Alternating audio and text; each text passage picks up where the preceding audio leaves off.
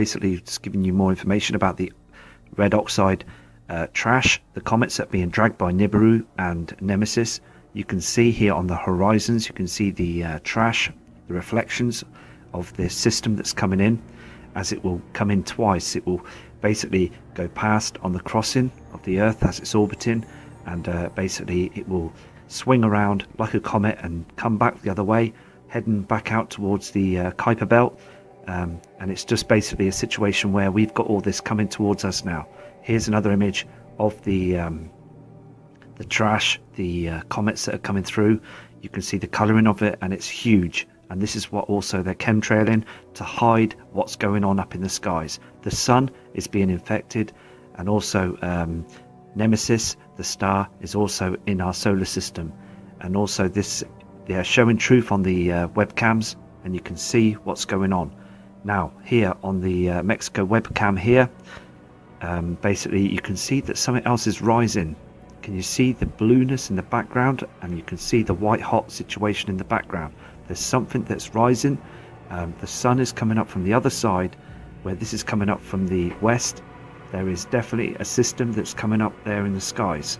So everybody, you must basically just keep your eyes to the skies, the opposite side of when the sun's rising.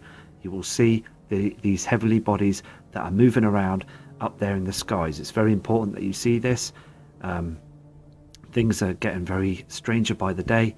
So here's another image that's coming through of the Mexico cams. This is basically a situation where you've got the horizon, and the sun is basically coming up, and also it's very dim still. It's dimming, the skies are dimming, and things are getting worse on the situation.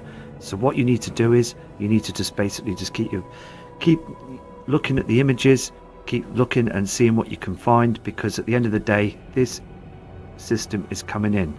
Also you can see on this image here the sun to the left, it's very dark. We are being dimmed by this simulator. The simulator is up there, and it's basically causing our Earth to dim because they're hiding these celestial bodies. This is fact.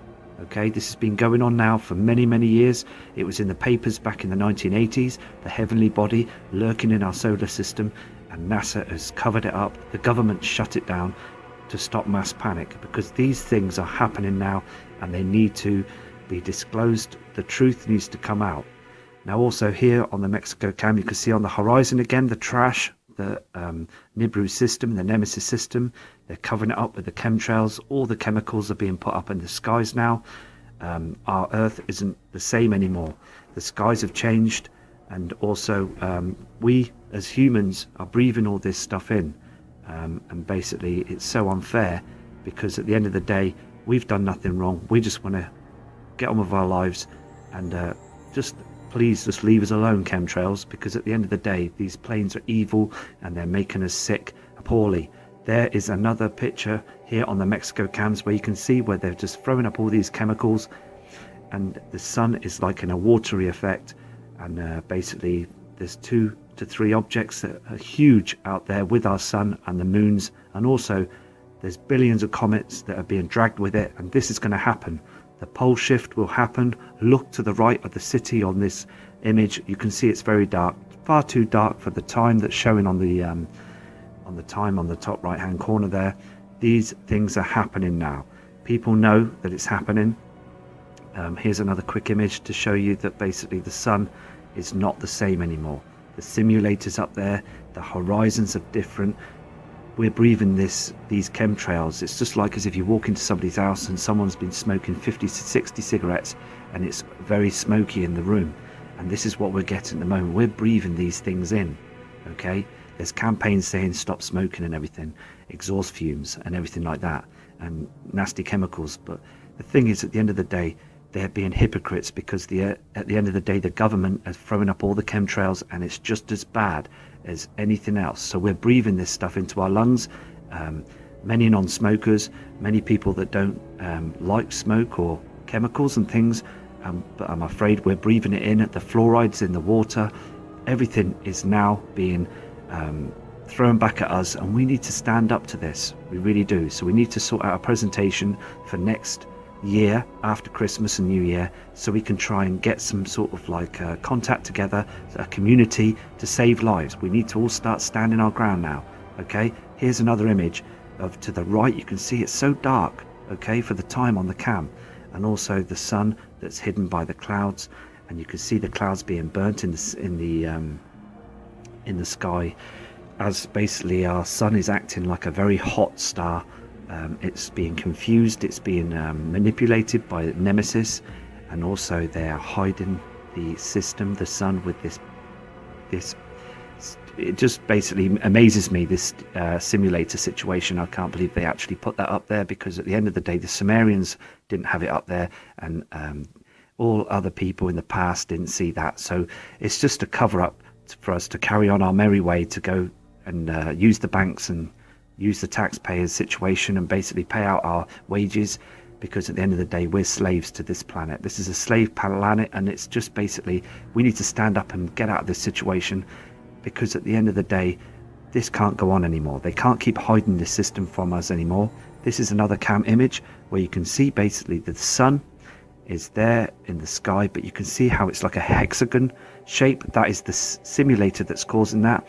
And down on the city, down below on the earth, you can see it's too dark, and I saw this morning, this reflection. So please, tomorrow morning, get up, look at the reflection. You will see it's not the same as it was when you were younger in your day. Things have seriously changed. There is the sun again to the left, and the simulator is at its work. Also behind the simulator, because what happens is the simulator brights it very much brighter than normal, and basically the reason why that is because it's hiding the heavenly bodies that are behind it. And when they get too close in, that is it, game up. That is game up. We're finished, we'll see it, and that is it. And then you will never trust government anymore, because I won't. And also, I mean, look at the colouring of the cities. They're so dark and dim now. So basically what we need to do is we need to prep, and we need to basically try and get ourselves naturally impaired with this, you know, to be strong, and because it's a natural event, it's happened before. Look at this image, you can see the haze in the background. That is where the oxide dust is coming in, and also from the sun there, you can see where it's getting mega hot, and the chemtrails start chemtrailing early in the morning as well, to try and block this heatness for us to not be infected. Anyway, take care and respect to you all. And exact same thing again. There's a sky tower, clear sky. I'll try and zoom as far into it as I can without it being shaky, people. It's on a tripod, but what is that?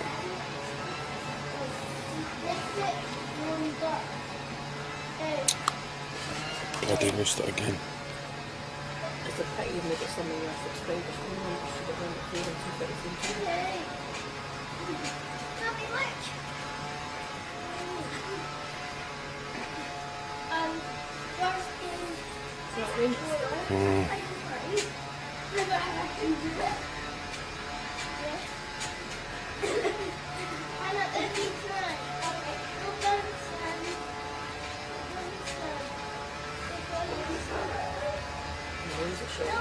I mean, it's massive. That is big. Because you look at it and it'll way in the distance, and then you bring it to the fore and it's just going to disappear underneath the cloud. But that's big, and it's certainly bigger than it was the last time.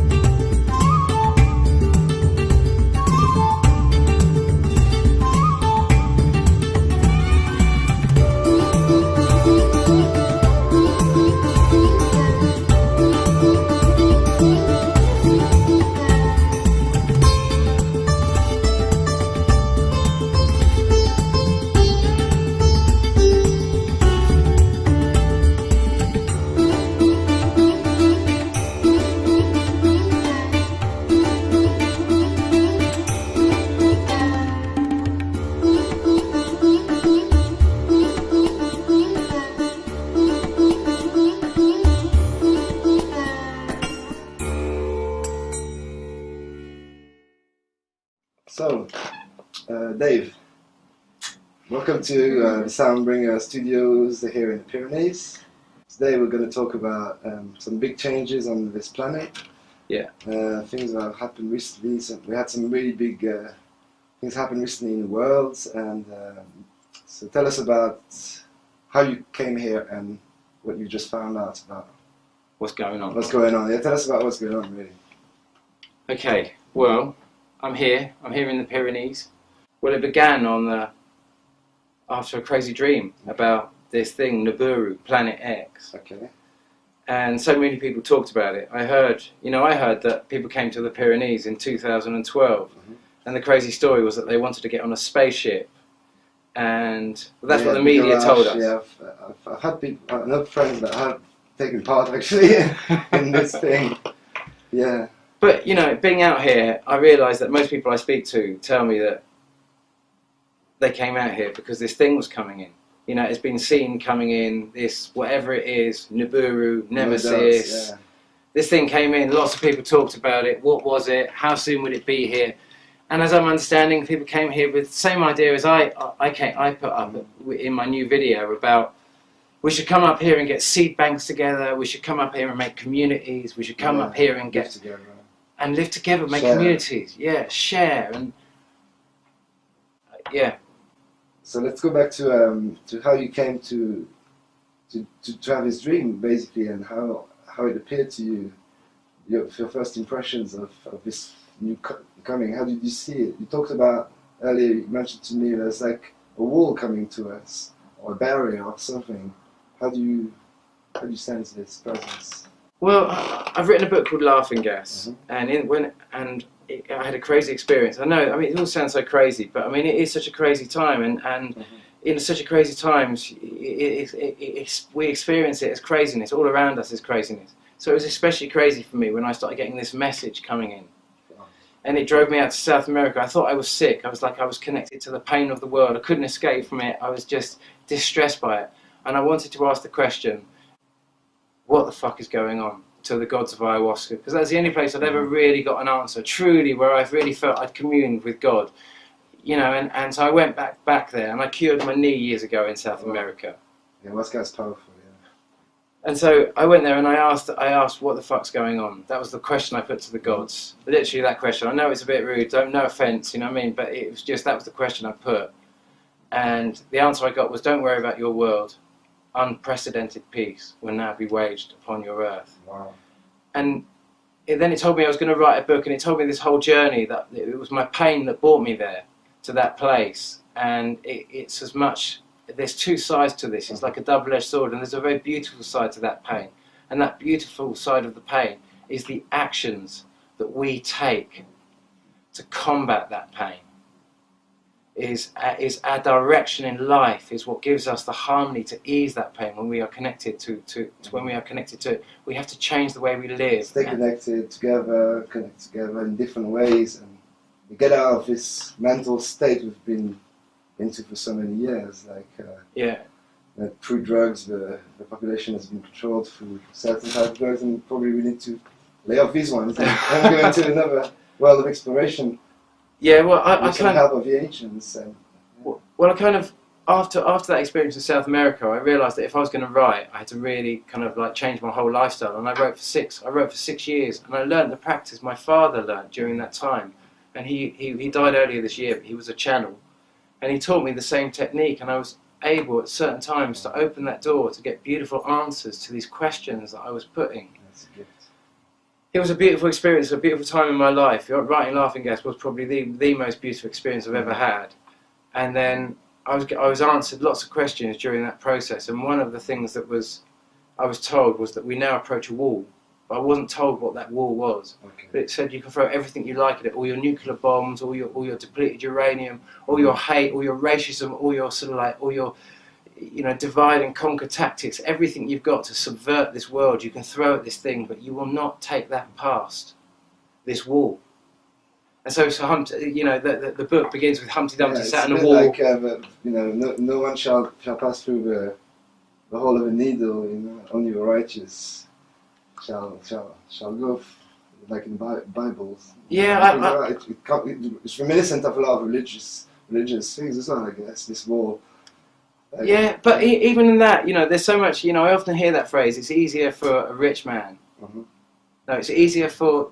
For a rich man to enter the eye of the needle. It's easier for a camel to pass through the eye of the needle, is it, or something like that? Camel's eye, that's it. Yeah. Or then a rich man to enter the kingdom of heaven. Kingdom of heaven. But just by irony, you know, there's a perception in there, because when you think of the great Wailing Wall that went round Jerusalem. Okay, so there was, I seem to remember there was a great needle, and that needle had a tiny, like a great door, which was the needle, and it had a tiny door, and that tiny door was the eye of the needle. That's it.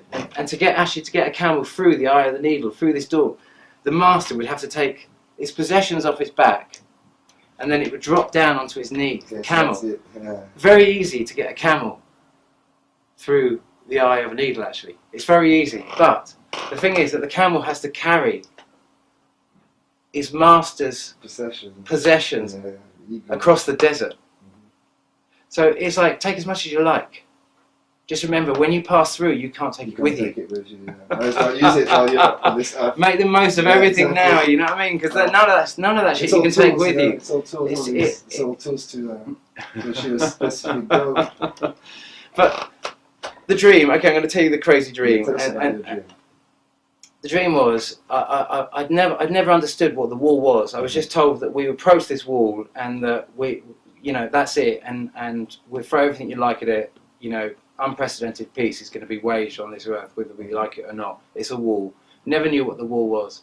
And then I got a message. My mother's also a channel, and she gave me a message about 4 years ago saying that I was going to get a message. Okay, she warned you. So she kind of told me or warned me. It wasn't so much as a warning. It was just like something's going to come your way. And it said I would have to act on it. I would not be able to think on it. I wouldn't be able to ask anyone else what to do. I would just have to act.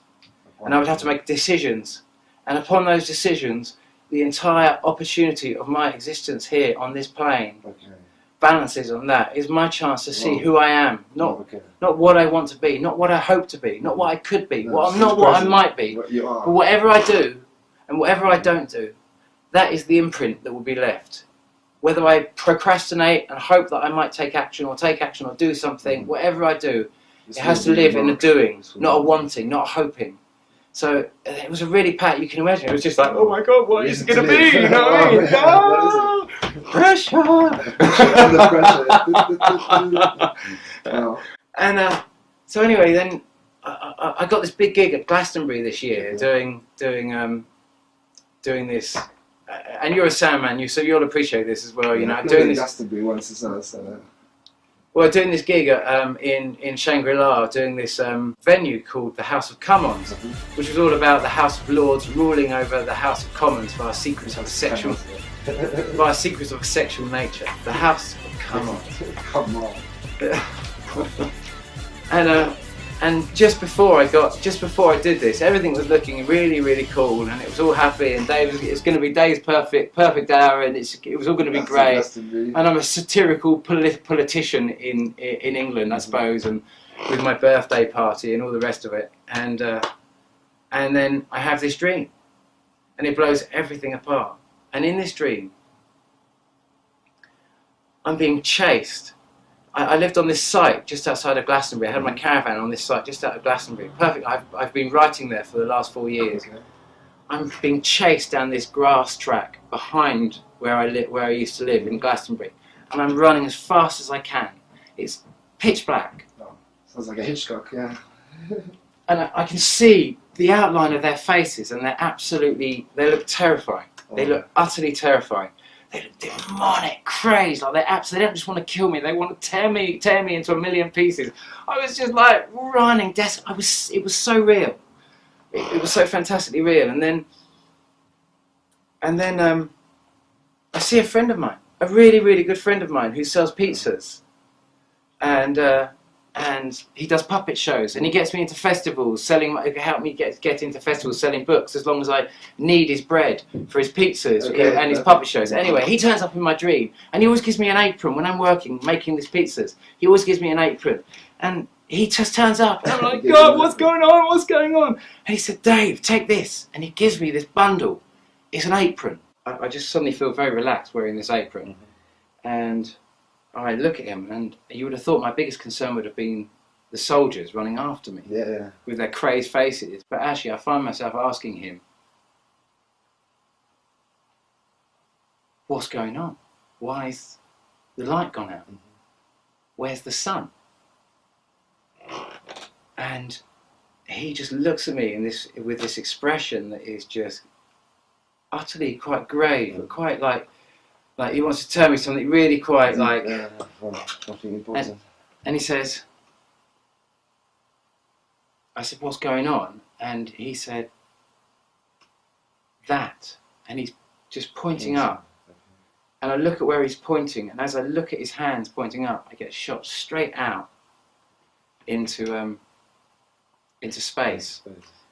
And I'm looking at the Earth, and it's completely dark. I can see all the cities dotting across, but there's no light beyond the Earth. Like the other side of the Earth isn't being bathed in sunshine whilst I'm looking at one side, which is dark. And I'm like, where's the sun?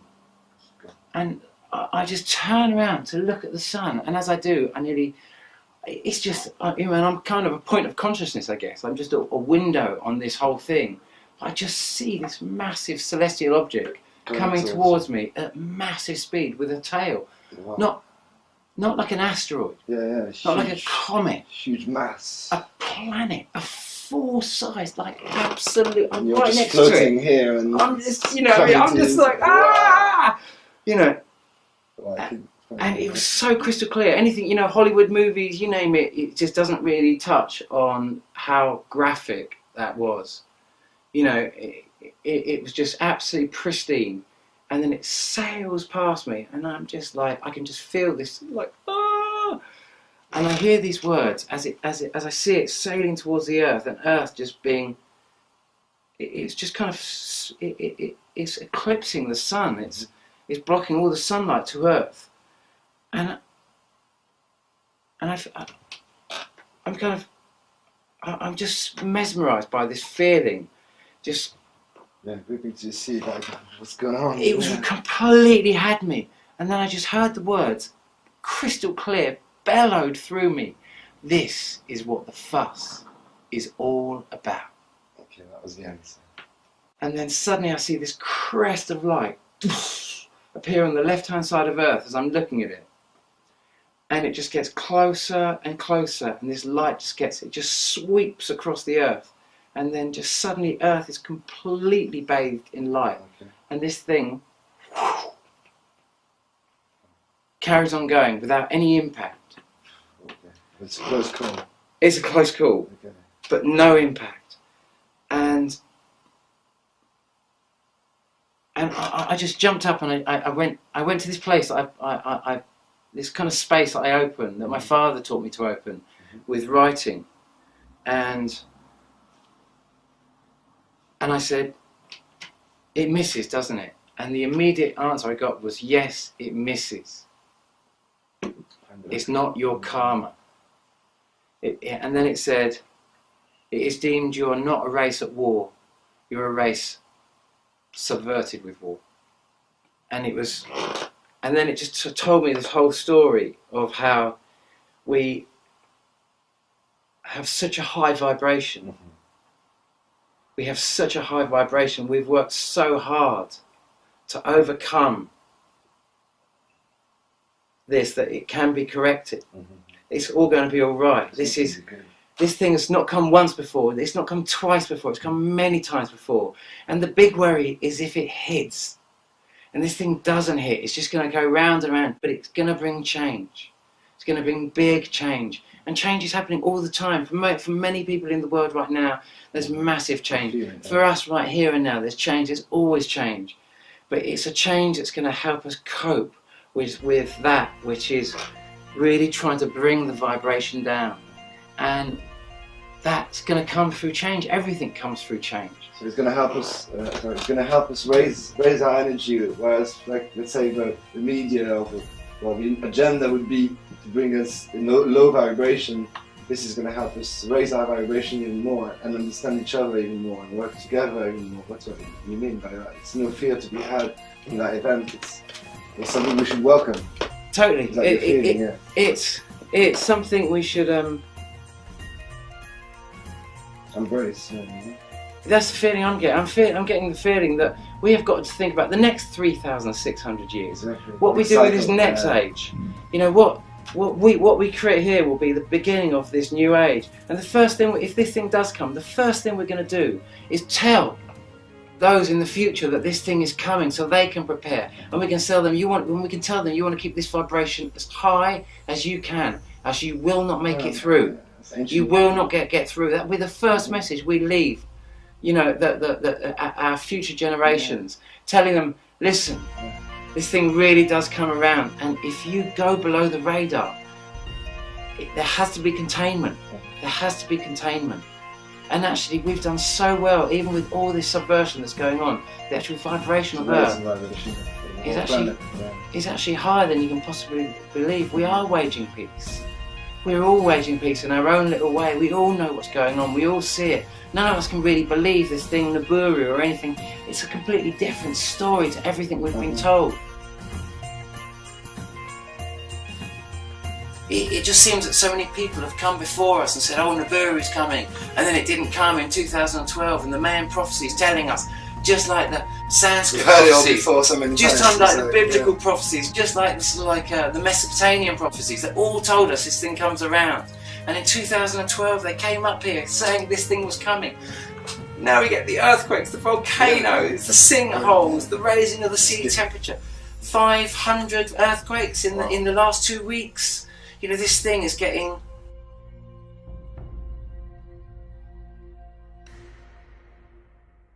Well, 4th of August, we've got it back again. 5th of August. What's today's date? 5th of August.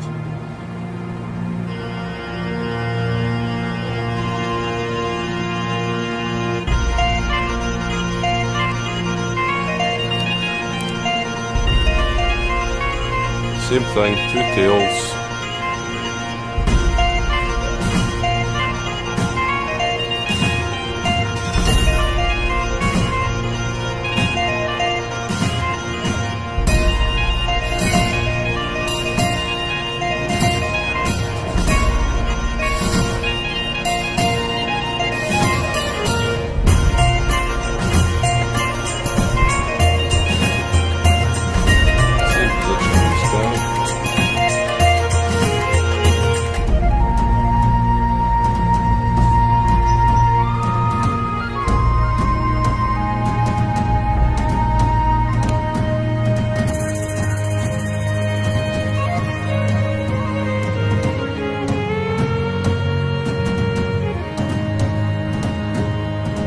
Definitely not a plane.